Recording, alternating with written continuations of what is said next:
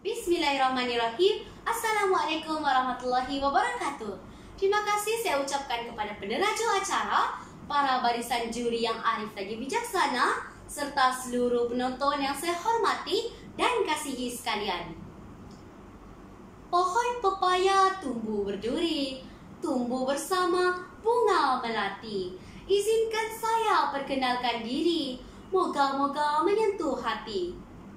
Nama diberi Muhammad Asman bin Samsudin. Saya berumur 14 tahun dan sekarang saya bersekolah di SMK Tahun 2 sebagai seorang murid yang memegang jawatan sebagai pengawas pusat sumber sekolah.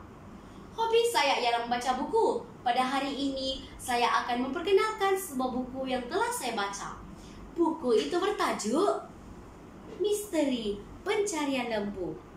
Buku ini diterbitkan oleh Sinergi Media pada tahun 2021. Bak kata pepatah, tak kenal maka tak cinta. Oleh itu, saya akan memperkenalkan siapa penulis buku ini. Penulis buku ini ialah Eddie Artis. Beliau merupakan bekas mahasiswa di sebuah universiti dalam jurusan falsafah. Pekerjaan yang kini diceburinya ialah sebagai seorang penulis dan pengarang. Antara buku-buku yang sudah diterbitkan oleh Eddie Artis ialah Ketika Musim Kelekatu Tiba, Aneka Rekaan Belon, komik, dan banyak lagi. Rakan-rakan nak tahu tak? Buku ini mempunyai 143 muka surat. Wah, banyaknya.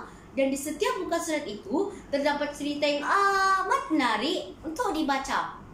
Selain itu, buku ini juga mempunyai kulit yang menarik sehingga dapat menarik minat pelajar untuk membaca. Seterusnya, bahasa yang digunakan dalam cerita ini dapat difahami oleh pelajar darjah dan pelajar menengah seperti saya. Di samping itu, pada helaian yang mengandungi plot klimaks akan ditujukan gambar bagi menarik minat pelajar untuk membaca dengan lebih kreatif.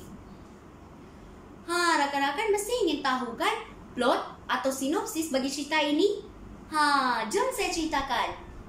Juan Perez, seorang matador bebas yang menjadi jago, dicurigai sebagai matador palsu, malah terlibat dalam pertandingan laga lembu secara haram. Selain itu, penduduk kampung dan polis dikejutkan dengan peristiwa kehilangan lembu milik Encik Kamil. Para penduduk kampung dan polis beranggapan bahawa kehilangan lembu milik Encik Kamil ini berkaitan dengan si matador palsu. Kecurigaan tanpa bukti itu bukan dari Titi Izzat, si penyiasat kecil.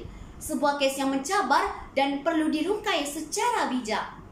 Pengajaran yang kita dapat di cerita ini ialah kita tidak boleh memandang remeh pendapat orang lain, jangan cepat menilai orang hanya dari penampilan, dan kita haruslah percaya diri dengan diri kita sendiri.